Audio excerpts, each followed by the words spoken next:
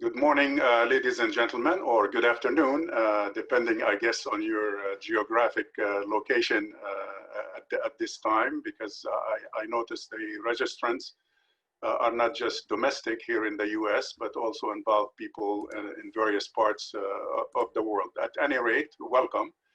My name is Khalil Jahshan. I'm Executive Director of Arab Center, Washington, and we're delighted that you have decided to join us today for this webinar through Zoom to discuss a kind of interesting question that was instigated in a way by an article by our special guest today entitled, "Is this the end of hope in the Middle East?" Our guest today is Stephen Cook from the Council on Foreign Relations. And he's basically the Enrico Mattei Senior Fellow for Middle East and African Studies at the Council on Foreign Relations in New York. Steve, welcome. It's good to have you, and appreciate you taking time to join us today for this. Oh, thank you very much, Khalil. It's a real pleasure to be with you. Just one clarification: I'm actually in the DC area, even though the Council is headquartered in New York. But well, that's even great. So we're virtual, so it doesn't matter. It doesn't matter anymore, the location. You're right.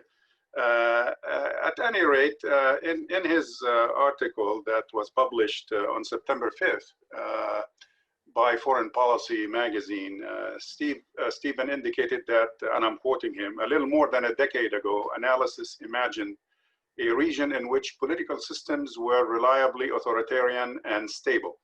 Since the Arab uprising of 2011, the narrative has shifted to one of instability, but with an expectation of an imminent new wave of democratization and further economic and political progress.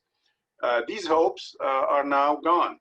The region has become a dystopia marked by violence, resurgent authoritarianism, economic dislocation, and regional conflict with no clear way out. In our discussion today, we will spend probably half of our time, about 25 to 30 minutes, in discussion with Stephen about his article, and then we will open the floor for a Q&A for you to participate in direct communication with our guest. Please feel free to definitely use the Zoom page for joining the Q&A session by sending your questions or via email to the center, and these questions will be passed to us. I will be more than glad to read your questions for the sake of clarity to our guests and try to engage as many and deal with as many of your questions as possible in the second half of our meeting. What I'd like to do is begin kind of with an overarching question to start with, and essentially, what prompted you, Stephen, to write this article in Foreign Policy on September 5th, the end of hope in the Middle East?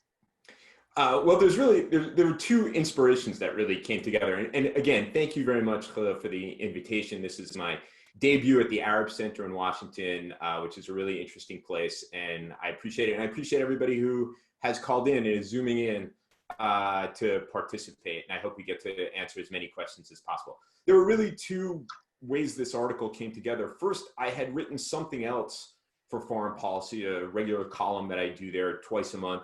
And I had written 2 lines about the possibilities that places that seem stable could become undone. And the editor-in-chief of the magazine called me after that column appeared and said, "Hey, that's a really interesting idea, because the expectation is that, you know, stability in the region, those places that remain stable will remain stable. But what you're essentially suggesting is that the region is much more dynamic and not necessarily in a good way." And he said, "And I want to push you on that. I want you to think about what this region looks like." Neither of us used the term dystopia at that moment. And then I went about writing the piece, which ended up being 4,000 words, but the first draft was 6,000 words. I mean, I actually went on and on and on. And it's actually something that I've been thinking about for quite some time. For those of you who know me, know that I spent time in Egypt around the time of the uprising and wrote a book about it. And it was a rather extraordinary moment. And the idea was, among many people, including myself, was that there was an expectation that once these leaders in the region had been overthrown, that better days would follow. That there was hard work to be done, but the expectation that there would be resurgent authoritarianism in Egypt or state collapse in other places was something that was really kind of outside the realm of analytic possibilities to the policy community. And here we are, nevertheless, despite our expectations. And so this issue has been rolling around in my head for some time. Why has this happened? What's happening?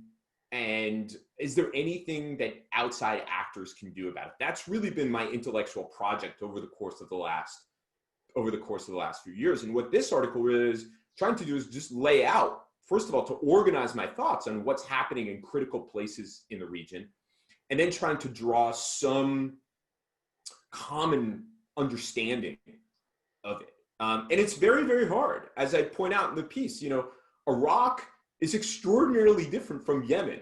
Yemen is very different from the West Bank and the Gaza Strip.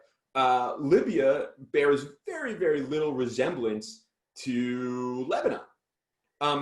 But at a kind of level of abstraction, my proposition is that people in the Arab world are struggling with issues related to identity. That is, there is a certain sense, especially in the states that are on the verge of collapse or have collapsed, what it means to be Iraqi is an open question. What it means to be Libyan is an open question. But then also the relationship between individuals and the state. They're suffering under resurgent repression, bloodshed that we haven't seen in a very long time across the board, economic under or de-development, and an international community that doesn't really care. And this has all come together in this way that has created this environment that is, if you wake up every day and you just review the news coming from the region, it's a deeply, deeply disturbing set of problems. Now, let me just say by way of caveat, and because I feel like it's necessary, I don't believe that there is something inherent about Arabs or Muslims that makes their region exceptional from others. I think the problems are authoritarians, identity issues, external actors. I think there's a whole range of issues. And if there is a bright spot, and I've talked about this, and I've been public about this, especially when it comes to Lebanon, if there are bright spots in the region, it's actually there are people in the region who are working for better days. The obstacles that they confront are greater than we had even actually imagined. Excellent, thank you. For the sake of clarity, let me probe this a little bit further. In your paper, you did acknowledge that the Middle East as a region has always had serious problems in the past, particularly with these issues that you just referred to, identity, authoritarianism, and what have you. So this is not the first such predicament faced by the region. But in your judgment, has the Middle East, why has the Middle East been stuck in this whirlpool? I mean, it seems to be, for those of us, let's say, who started, studying developing countries quite a few years ago, it seems that the region is stuck in this whirlpool much longer than other regions. What is the cause? It's a very, very interesting question. And of course, now, we're looking at this, and I talk about this in the piece, that, in the past, something bad would happen, but you could imagine that better days would come. We would get beyond a crisis and that there was efforts to improve the situation. But across the board now, it seems that major parts of the region, major countries of the region are stuck in this whirlpool, as you put it, and are unable to get out. I think, I put my finger on a couple of issues in the piece. I certainly think identity is one of them. And I think poor governance is obviously a second one. And I think the terms poor governance don't actually genuinely capture what has happened and how devastating this has been to people. Like almost every person who works on the region in Washington, I made the pilgrimage to Sidi Bouzid. I didn't go on the anniversary of the Tunisian uprising. I went sometime later. I think everybody went in 2016 because it was the 5th anniversary. I went in 2017. And, you driving through central and south central Tunisia, you get the sense that these are places that have been forgotten, really, truly, genuinely forgotten in ways, and people left to themselves to struggle with identity, poor governance, economic de-development, and the gap between what leaders in Tunis, and I'm just using Tunisia as an example because it popped into my head, the gap between what, for example, Ben Ali was telling people about Tunisia and their lives and the future of Tunisia was so huge between what he was telling them and what they were experiencing objectively was huge. And that's a dangerous thing for the leader, and it provides an opportunity for people who want change to push that change. And I think that people did, obviously in Tunisia, and obviously in Egypt, and obviously in Libya and Syria. But in many cases, as I mentioned before, they confronted obstacles that they were even larger than we had imagined. That despite poor governance, there were interests that were vested in these systems that were extraordinarily powerful and had the ability to undermine it, and had external allies who are willing to help them undermine it. Those are this kind of internal struggles and the poor governance, and then the return of authoritarianism, but a fiercer kind of authoritarianism, strikes me marks this period as being somewhat different. One other thing that is different is that it strikes me, and again, I'm going to go back to people aren't necessarily willing to take it. So that these struggles have, from time to time, manifested themselves in violence. Either the state, the defenders of these regimes have used violence against people who want change, forcing people to take up violence, or in the cracks, and because I end the article on authoritarian instability, which is sort of an oxymoronic term, but in the cracks between control and not control, you have groups, extremists who've sought to exploit these problems. So I think it's really multifaceted. There's one other thing that I think is really interesting to me in the region. I think cultural arguments don't work, and this is not a culture argument, but there's a kind of cultural artifact of authoritarianism that makes it hard to break out of the syndrome of authoritarianism. Again, it's not about Muslims, it's not about Arabs, but you see in some of the actual protests that have happened since the uprising, they've been demands on the state to do things.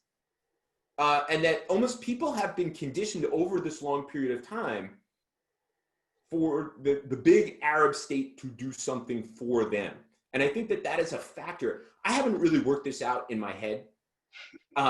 It's hard, but I'm struck by that. That sometimes in recent times, of course, there are demands for change and there's demands for freedoms, but some of these protests have been demands on the state to do better by people, not better in terms of respect my freedom, but make sure the social safety net is better, make sure that I have jobs and things like that. And there seems to be a cultural artifact there as a result of the institutionalization of authoritarianism that fits in this piece, but I can't really put my finger on it. Maybe someone smarter than me can. Thank you. Let me ask you a question. I don't know if the subtitle to your article is your own doing or the editor's. I assume usually it's the editor because we do the same at the center, but the subtitle reads, "The region has always had problems, but it's now almost past the point of recovery." It seems to me that the key words here, almost past. Right. So how far down the slippery road do you believe the region is. I mean, is it really as terminal, as irreparable, or as irreparable as implied here? Well, let me just say that the folks at Foreign Policy, the editors, are really the masters at that kind of clickbait, and I say that in a positive way.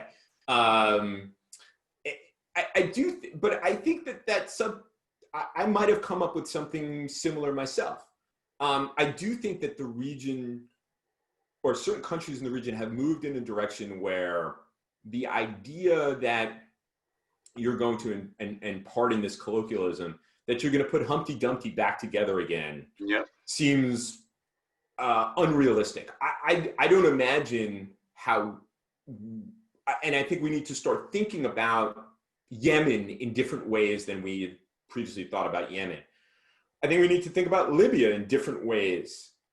Syria is going to be occupied by foreign armies for a long time. What does this mean for the region? There's a fragmentation of the region that we haven't quite actually seen before. And so I wonder whether, we can have this conversation a number of years down the road, Khalil. I'm certain that things haven't worked itself out, but is it fair to talk about, I mean, of course, Libyans will think about it many Libyans will think about it in terms of Libyans, but if you look at the way the politics and the political dynamics work their way out in Libya, people think in terms of region now. There's a problem in Tripoli because Misratans are mad about what's going on. The longer these conflicts go on, the easier it is to imagine alternatives. And so I'm not quite sure that saving that I'm not sure that it's in some of these places it's savable, that maybe we should start thinking about alternatives. That's not to say that there aren't, people of goodwill who are developing national dialogues and new constitutions. But what I find interesting about those things, which are interesting exercises, is that they happen at one level, and then the things on the ground happen at another level, and the two rarely meet. And that's part of this kind of fragmentation and destruction that's going on before our very eyes. Since you mentioned Libya in your answer, do you believe that the recent agreements, it seems to me that the parties have shown some flexibility the last few days or a couple of weeks. Do you think that's enough substantive change to be a game changer, or is it too early to judge? I feel like we've been down this road before. And so the problem is, and what I say about Libya is, call me when we actually know that it is something that has truly changed the game. I think that Khalifa Haftar is a really slippery character, and that certain regional actors, the Egyptians, the Emiratis, the Russians, the French, have kind of thrown their lot in with them, and that he himself has his own ideas that they don't necessarily control. The other problem I think with Libya is that because it has become a regional proxy conflict, that the interests of those proxies are going to overtake, and have overtaken at times, the interests of Libyans. The Emiratis are quite concerned about the exercise of Turkish power in the region writ large, and are seemingly moving to try to check that power, whether it's in Libya, whether it's in the Gulf, whether it's in the Eastern Mediterranean proper. The Egyptians as well. I think the Egyptians sort of have a stronger hand here on Libya.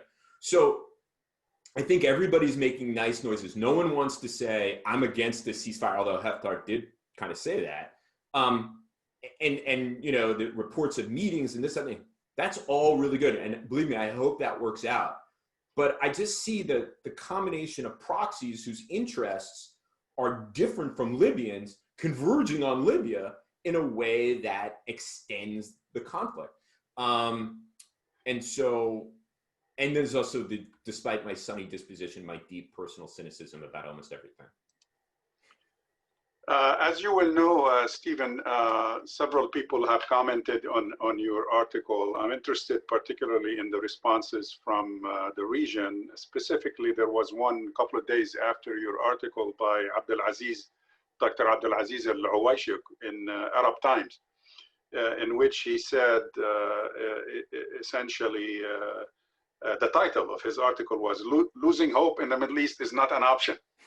From his perspective. And he stated that your article fits into a long tradition of dystopian pronouncements about the Middle East, despite your admission or the admission in your article, or he actually, Al-Uwaishq admits that your article is more nuanced and well argued than many of the works that preceded it. However, he insists that you were too gloomy and somewhat inaccurate in your response. How do you respond? Well, I hope that I got the facts right. I always try very, very hard to get the facts right and do a lot of fact checking with my research associate and my intern. If I missed any facts, it's all on me, and I would be happy to correct those. And I'm well aware there's a long tradition of people saying, you know, in the Middle East, it can always get worse, and then it always get worse. And I'll tell you, you know, I really do admire the optimists because they always say you always have to be optimistic. I think what I would say in response is the following, that I understand that people who live in the region feel exactly the way that he articulated in the Arab Times. And I would repeat to you, Khalil, and the audience here, that whereas I see a situation that is virtually bad across the board, with some exceptions, that I do believe that people in the region are generally a bright spot because there are people working to make things better in the region. But how I would respond is saying, overall, however, the perverse institutions of these states, the resurgent authoritarianism, the violence with which leaders have been willing to use against their populations, the institutionalization of extremist worldviews in pockets of the region that have then come back and use violence against these their own populations in advancing a worldview that is anything but peaceful. That the indifference of the international community, which I think is an important factor to the situation in the region. I mean, look, the Europeans have essentially made peace with the idea of whatever happens as long as refugees don't come across the Mediterranean and affect our politics. I think the combination of all of these things, plus the kind of internal struggles that I mentioned before, are underline or suggest that, you know, we are in a moment, and I'm not saying this is a moment that we can't get out of, but that we are in a moment where things are quite bad and are likely to be bad for some time, and that maybe it requires some rethinking of the region from the way in which we've thought about it for the last 50 or so years. Another aspect, Stephen, of the criticism is not necessarily leveled at your paper per se, but at the general tendency of many experts, particularly in the West, to kind of ignore similar phenomena in the West. Case in point is Europe. Al-Uwaishq and others have referred to that the Middle East has never, you know, despite the drastic stuff that it has brought about or witnessed over the centuries, but it has never reached the magnitude of the disasters that happened in Europe, including WW1 and WW2 and so on. Yet Europe seems to have put itself back together. Why is the Middle East not, you know, given at least theoretically the chance that it will? I think that's a fair criticism. You know, there's some people who might say, "Oh, that's just a bunch of whataboutism," but I think it's a fair criticism. Look, you know, there's been no region that's been more violent than Europe through, as you point out, World War I and World War II, and for, you know, decades before that. Europe has been able to put itself back together. That's absolutely the case. It is, I don't think anywhere in the piece I said that the Middle East isn't going to be able to put itself back together. What I've said is there is this kind of dystopian environment that we are going through right now, and that the region is so dynamic. The expectation that things are going to get better sooner rather than later may be misplaced, and that we should also keep within the realm of possibility and plausibility that things could get worse because of how dynamic the region is. I think one way we can think about how it can get better is if we stop thinking about the Middle East in the way, and I'm going to be a broken record on this, we stop thinking about the Middle East in the way that we have in the past. Now, I'm not inching towards the kind of argument about, someone should come in and break up these countries. You should have Kurdistan, Sunnistan, Shiistan, and those kind of facile arguments about that. But what we are seeing is a kind of fragmentation that is happening. That's happening, it seems to me, quite naturally in ways in these fights over who are legitimate leaders. What does it mean to be from a country? There's really changes going on, from Yemen to Libya to Syria to Palestine to any number of other places that are maybe setting the region up for more pain, but also maybe freeing us from this kind of way in which I was taught about the Middle East, and the way in which, Khalil, you for a long time have been thinking about the Middle East. In an odd way, that could be liberating to us, so that we don't always think in the way that, oh my God, this is the worst thing ever. It'll never get better. All right. Let me ask you one more question before we begin to accept questions from the audience.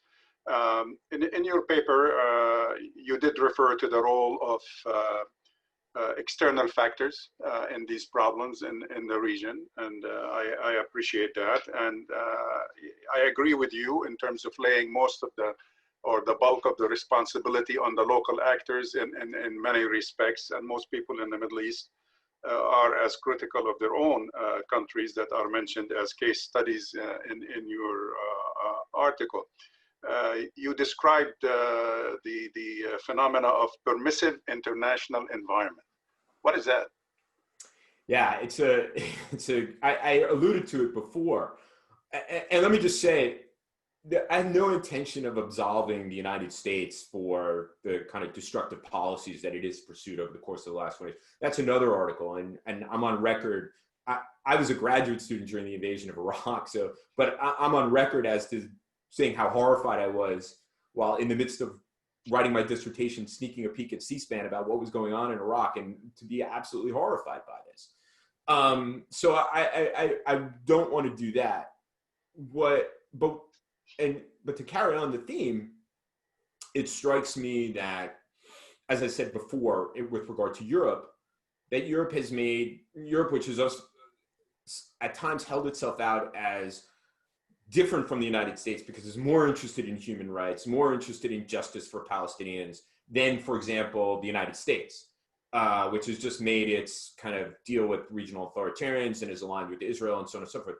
But the Europeans, look at what the Europeans have done. They've basically said to Abdel Fattah Sisi and other leaders, particularly in North Africa, regardless of the quality of the regimes that they lead, just make sure that refugees don't come on across. And we're good with that.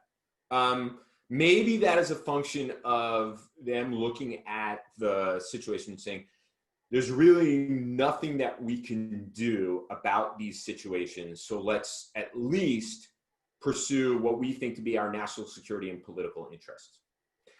That is basically a permissive international environment. Then let's talk about the United States, which through now 2 administrations has sought to leave the region. But the way to leave the region, in addition to leaving a arms control agreement, but in order to make sure everybody was okay with that arms control agreement, was to ply leaders in the region with copious amounts of weaponry.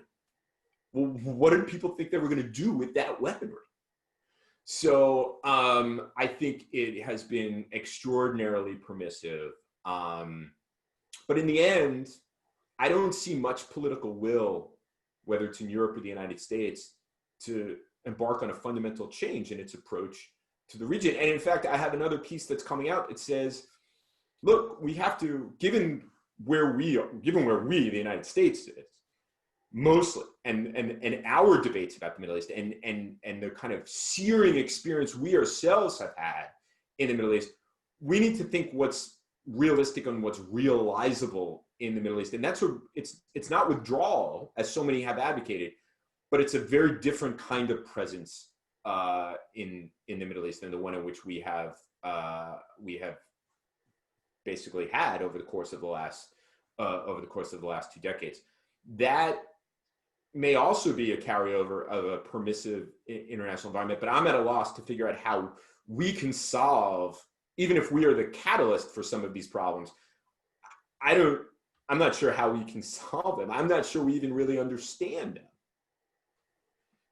Very good. Ladies and gentlemen, we're going to go ahead and shift gears here a little bit and open the floor for entertaining some of your questions. We've already received several. We will begin with those, but feel free again to use the Q&A section on your Zoom page to communicate with Stephen or with myself. I'll be more than delighted to convey your question to our guest. The first question comes from Anne Hager.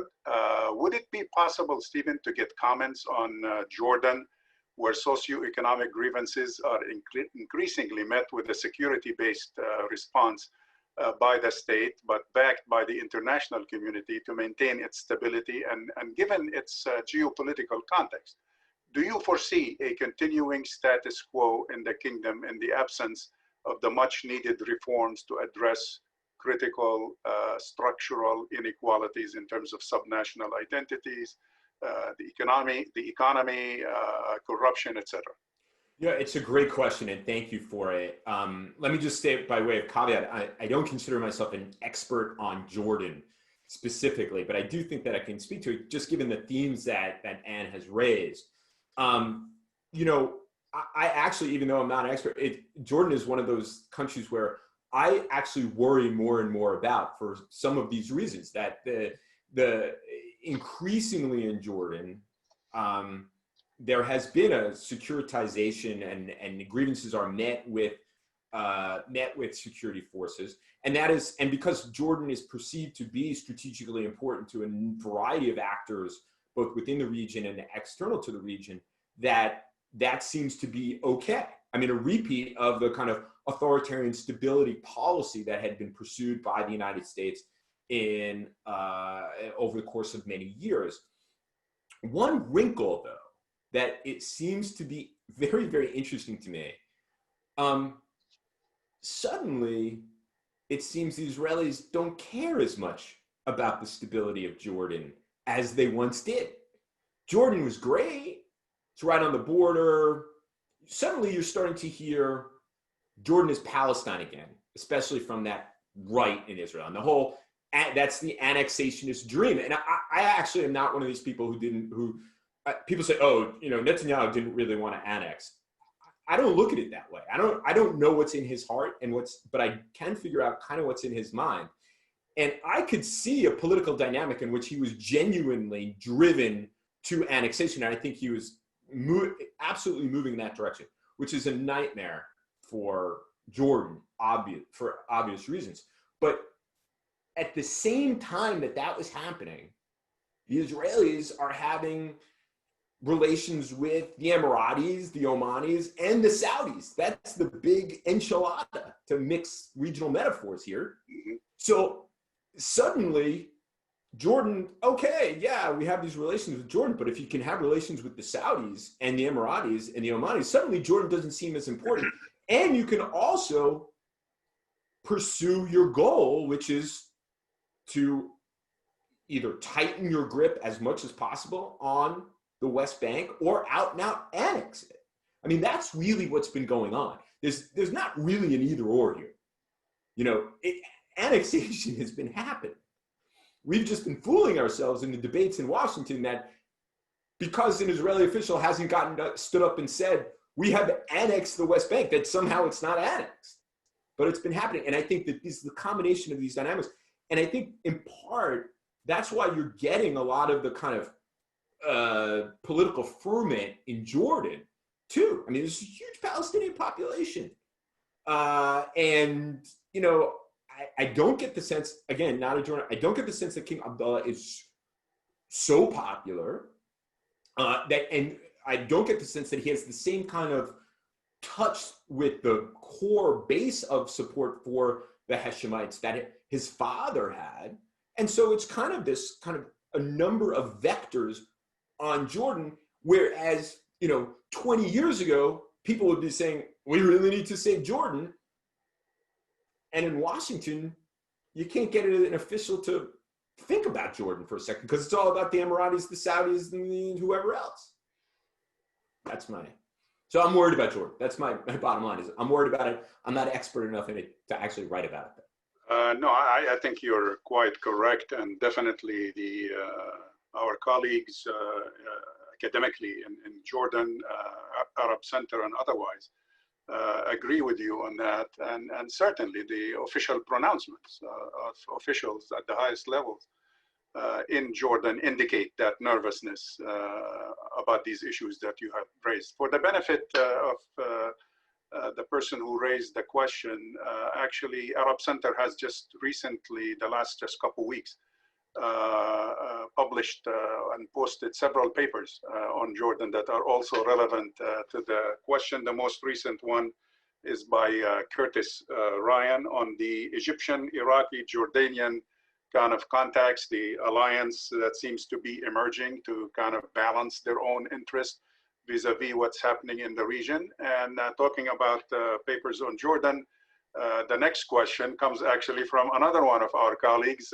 Gregory Aftandilian, who also just wrote a paper on Jordan related to this question. His question to you, Stephen, this is Gregory. To what extent has the US retreat from the region and the re-emergence of Russia have contributed to authoritarianism, since Putin clearly has no interest in pushing political liberalization throughout the region? Hey, Greg, thanks for the question. I think it's an important question. I'm not quite sure that we can attribute authoritarianism to either Russia's rise or America's retreat, right? The United States was in the region and we supported authoritarians. Russia wasn't in the region and there were authoritarians. I think certainly, and I made a big deal of it in my conversation with Khalil about a permissive international environment. I do think it's a factor. But this is the thing where I think we go wrong in Washington is that we can, or Moscow can be decisive one way or the other. It's this debate, and Greg, you'll know about it. You know, should we cut aid to Egypt because Sisi is an authoritarian? That might make us feel better. I'm not sure that will make Egypt less authoritarian or any less stable. But what I will say about the Russian return to the region, such as it is that what it does is it does give authoritarians in the region another power to play off of, and one in Putin who is really willing to thumb his finger in the eye of American leaders in ways that benefit regional authoritarians, right? So, you know, the Egyptians are angry with the United States for a variety of reasons. We don't have to get into them. But here come the Russians who say, hey, look what we did in Syria. We saved Assad. Your friends, the Americans, few days of 25,000, 30,000 people in Tahrir Square. I'm not saying it was that few, but I'm saying this is kind of, you can imagine this conversation. And the American president is demanding the guy who carried America's water in the Middle East for 30 years that he has to go.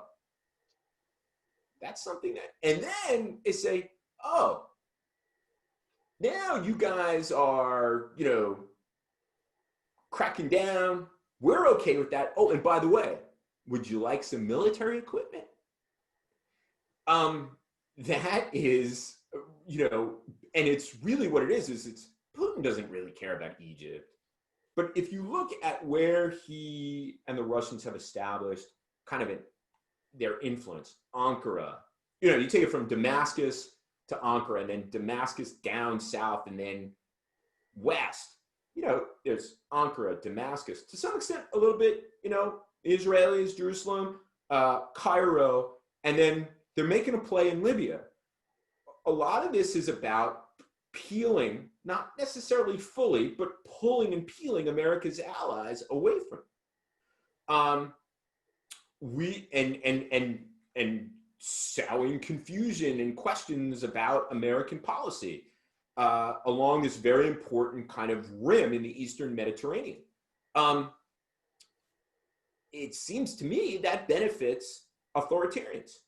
Look at, Turkey, not an Arab country, but look at what Putin has done with the Turks. Now, that's not always a happy relationship, but it has rebounded to the benefit of Erdogan politically. Look, you had these Russian defense systems land in Ankara, and leading members of the Turkish government declaring it Independence Day.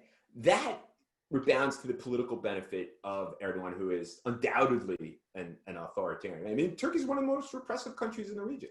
So I'd hate to say that the region is more authoritarian or less authoritarian, but their ability to play the United States and Russia and the Europeans in ways certainly helps those people who are in power.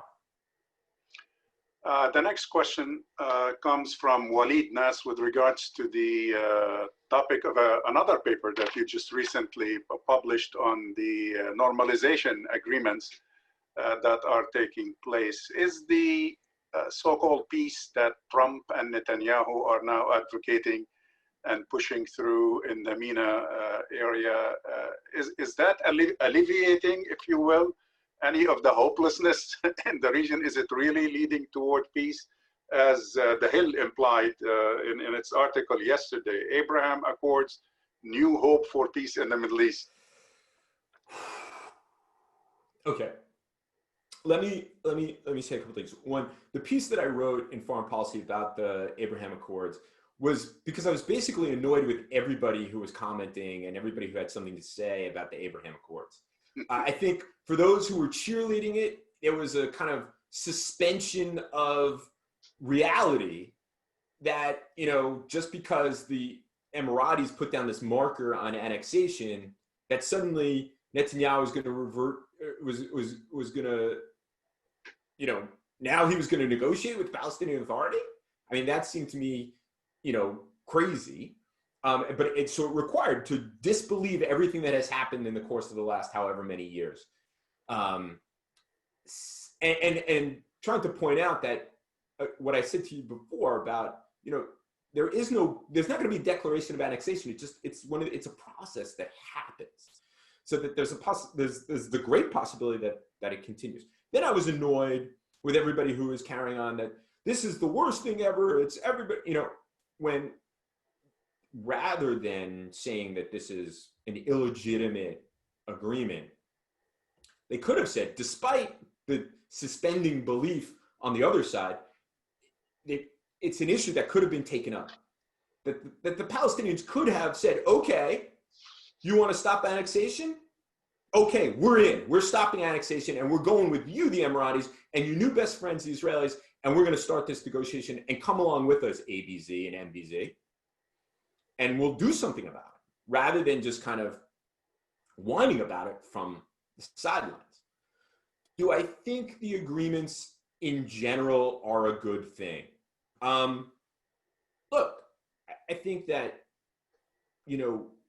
normalization of relations between Israelis and Arabs, the more contact between them is actually a better thing. But we also shouldn't suspend our belief in what is actually happening. This is the United Arab Emirates and Israel normalizing relations for their own interests. For their own interests. That's what states do. That was my bottom line. that the Emiratis and the Israelis believe that their strategic position, their diplomatic position, their politics is better if they normalize relations. And the Emiratis clearly weren't going to allow the Palestinians to get in the way of that. And the Israelis don't care about the Palestinians. Khalas, that was it from my perspective. There was a lot of clothing rending that was going on, but I don't understand why people expected otherwise. I do think that the Palestinian Authority could have tried to hang the Emiratis by their own petard by saying, okay, you did this great thing for us. This is what the Emiratis said. The Emiratis said, we made this agreement and it stops annexation immediately. Okay, let's make sure it continues to be stopped, and you're gonna now be part of a broker of negotiations here. And unfortunately, that's not what happened. Thank you to Henry Berman, who also, I think you just answered his question. He was asking about how big a deal are these Abraham Accords. I think you they're not the deal of the century, but I guess that's what Trump is going to claim. Yeah. The next question comes from Tansel Jokuisal. Those who are part of the chaos in the Middle East seem to be asking for or looking for a solution, an agreement, or do they really prefer this chaos to continue? If they want chaos, what do you think is their motive? What do they expect? Well, it's an interesting question, and I think the underlying assumption of the question is that people want chaos. No, what I see is that people are pursuing their political and strategic interests in ways that are producing this situation. That Khalifa Haftar has political, I keep going back to Libya for some reason, has political and strategic interests in wanting to become the new strongman in Libya. And his opponents in Tripoli don't want him to, and they are then driven into the arms of those who support their position but also have ulterior motives, right? So maybe the Emiratis want Haftar to be the strongman in Tripoli, but they also have other interests in that conflict, primarily checking Turkish power in and around the region. And so it seems to me, it's not a question of wanting chaos. What it seems to me is that you have a vicious circle in which you have people who are pursuing their political, diplomatic, and strategic interests in ways that put fragmentary pressure on places in the region, that then pile on top of more of them pursuing their political, diplomatic, strategic interests in the region. That has a further fragmentary pressure. And caught in the middle are all these people who don't want to have anything to do with this. And those are the people who are powerless. I think a couple of things you mentioned in this answer intrigued me in terms of the UAE rationale for normalization with Israel, whether it's the Iran threat or the Turkish threat, particularly the challenge in Libya and in the Mediterranean. Considering the fact that the Emirates is the #1 commercial partner, trade partner of Iran in the Gulf, it doesn't seem to me that in spite of the islands issue and traditional kind of friction with Iran, that's really a convincing rationale for shifting gears here. Yeah, I do. I mean, you raise a really good question, and it's something that we see also in the Turkish-Israeli relationship. I mean, you can't get countries that dislike each other. Israel is publicly declaring the Turks a threat to their security. Meanwhile, there's all this business that goes on between the two countries. I mean, Turkish Airlines is the biggest foreign flag carrier in Ben Gurion Airport in Tel Aviv. Yes. It's sort of these different tracks, and $19 billion worth of Iranian money is laundered through Dubai banks. I do think, however, that there is a confluence of interest between the Israelis and the Emiratis when it comes to the Iranian and Turkish challenges as they perceive them. And that is certainly driving these relationships. Somehow these countries have been able to compartmentalize their business relationships from their diplomatic and geostrategic relationships. I sense, though, that I do sense that there is a genuine I don't think they're making it up. I do sense from both countries that they do believe that there is a threat emanating from both of those countries. But as you point out, there is this contradiction in Khalil, and no one's adequately explained it to me. I mean, perhaps in the Emirati case, you know, the folks in Abu Dhabi don't like what the folks in Dubai are doing, but they sort of need each other, so they can't really drop the hammer on the folks in Dubai. In Israel and Turkey, you know, the Turkish business community and the Israeli business community are pretty important constituents of both of those leaders, and that's a pretty big chunk of trade that's going on that no one wants to lose, especially as, you know, economies struggle. All that being said, I'm spitballing here. No one's actually ever explained it to me in a way that's convincing. Thank you. The next question comes from our colleague Abdul Wahab Al-Qassab at the Arab Center, and he's asking, do you think that the fragmentation process that you discussed will continue? And do you think the internal or the external forces in the region are more effective or detrimental in this respect? Unfortunately, I think that it will continue. You know, I know that from time to time there are announcements of agreements, and I just wait a few days and those agreements don't pan out. I think it's very hard to weigh which is more destructive, the internal or the external. I do think that they feed off of each other in ways that are that increase the fragmentary pressures on countries in the region. But of course, look, the Syrian uprising and the militarization of the response to it was the original sin that has led to the fragmentation of Syria. For a variety of reasons, no external power was willing to move into Syria and discipline the political parties there. They were more interested and try to stop it from happening. Maybe that was a good decision. Maybe it wasn't. It's something we can debate forever. Instead, they chose to use the fragmentary pressure that the Syrians themselves had created to advance their regional interests in a variety of ways. So you see one begets the other, and then the other one seems to take over a logic of its own that no matter what happens, the fighting will continue. I suspect that if Bashar al-Assad waves the white flag tomorrow and says, okay, I'll go to Russia, fighting in Syria will continue. I suspect if there's an agreement in Geneva on a way forward in Syria after then, fighting will continue. Every time I say Syria, my phone goes off because Siri thinks I'm asking it a question. That's so funny. Must be my New York accent. Yeah. All right, we have a question from Charles Kestenbaum, who's saying basically that authoritarianism has been an essential element in the Middle East since the pharaohs, he says, caliphs, imams. Nobody has ever voted there. Well, during caliphs and imams, nobody has voted in the West either, but at any rate, why do we expect them to do so now?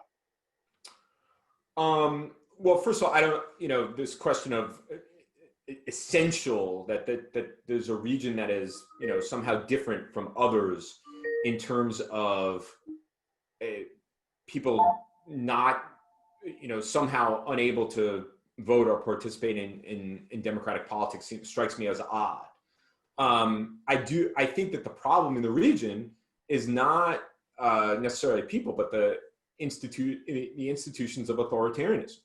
And that there is also a kind of cultural artifact of authoritarianism that has itself become institutionalized in the region. But the problem is not people. The problem is the structures, the regulations, the rules, the laws, the decrees, the ability of those who defend that system, that non-democratic system, to defend that system. I think Egyptians would have been really happy to vote. And in fact, I watched Egyptians happily vote in late 2011.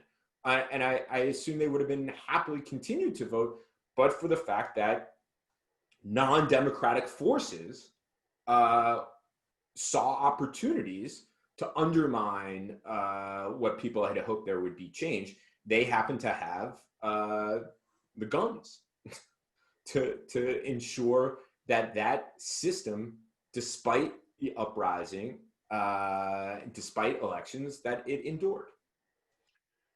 I know you've answered the issue of the recent normalization agreements extensively, but we have a question from Neil Gebion.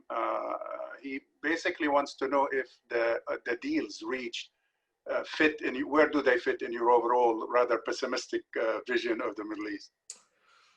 Well, look, I think that, like I said, I think the Emirati, Bahraini, and Israeli normalization is overall positive in a variety of ways for people in the region. I think that it's better that people have contact with each other than not. Maybe that's my naivete. But there are downsides to this, right? As I said before, the Emiratis did this and the Israelis did this because their national interests dictated it. That leaves the Palestinians behind. Now, people want to fault the Palestinians. There's lots of blame to lie at the feet of the Palestinians. But the fact of the matter is that they are also reflective of, and there was a big section in the original draft of this piece about the Palestinians and the way in which they have come to live in this weird, bizarro kind of world in which part of the population is essentially locked down by the Egyptians and the Israelis. And then this other part where you have this kind of weird facade of statehood while the Israelis have tightened their grip on the territory that is allegedly reserved for that statehood. Yet this kind of kabuki theater of Palestinian statehood is perpetuated. And, I get it when leaders in the region say, we don't want the Palestinian issue to continue to get in the way of what we think is in our interest. Fine, that leaders do things what they think is in their national interest, which is really their political interest. But there is downsides to it. And the downside to it here is that it closes off not just a two-state solution, which has been closed off for a long time. I mean, I've said it for years, there's no two-state solution, but that also, I believe it has this further downside consequence about how the disposition of the Palestinian population in the Gaza Strip and the West Bank is profoundly bad. We have a question from Paul Sutphen.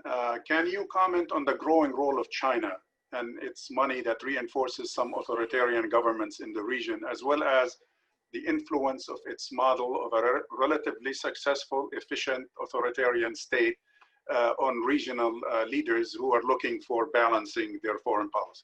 It's a really interesting question. Let me just start out with an anecdote. I remember, visiting Egypt in the 2000s. I don't know what we call it. We call that the aughts, 2000 to 2010.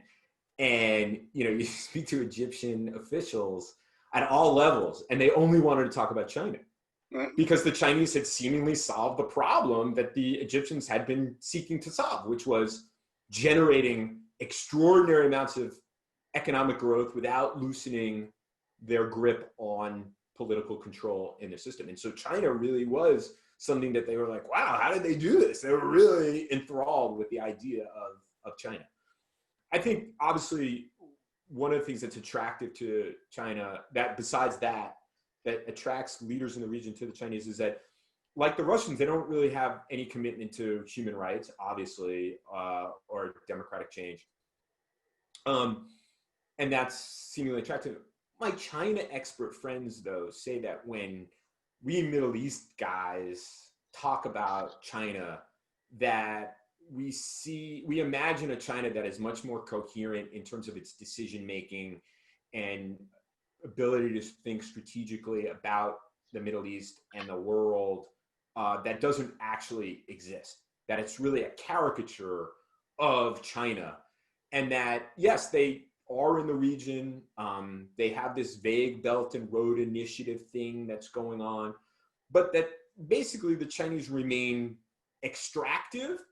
And there's two things. They remain extractive, and two, they want to learn the lessons from the United States about how not to get sucked into the region in a way that saps national power. And so, and then they also see it as, and they would be happy for the United States to continue to be sucked into the region in a way that saps our power, so that American power doesn't show up in East Asia and the South China Sea, which is what's really obviously critically important to the Chinese. But it strikes me that there's a lot of interest in China in the Middle East. There's a lot of Chinese interest in the Middle East, but it's not how we imagine it to be. Mike Duran and someone else from the Hudson Institute wrote a big piece about China in the Middle East, and it was actually the subject of debate among Middle East people. I farmed it out to a friend who, is a China expert, and he's like, there's a lot of exaggerations of Chinese power and decision-making and what it wants in the Middle East in these kinds of narratives. Thank you, Stephen. Appreciate your time with us today. That was a very excellent conversation, very informative and provoking. My apologies to those we couldn't get to your questions this time. A video of this conversation will be available on our website, will be available also on YouTube. Feel free if you didn't catch the whole conversation to look at that again. And let me again thank Stephen Cook from the Council on Foreign Relations and author of False Dawn: Protest, Democracy, and Violence in the Middle East, The Struggle for Egypt from Nasser to Tahrir Square, and Ruling but Not Governing, the Military and Political Development in Egypt, Algeria, and Turkey. Thank you so much for the opportunity. I really enjoyed the conversation, and I hope to be able to come back to the Arab Center sometime soon. Thank you. You're welcome at any time. Thank you very much. Have a good day, everyone.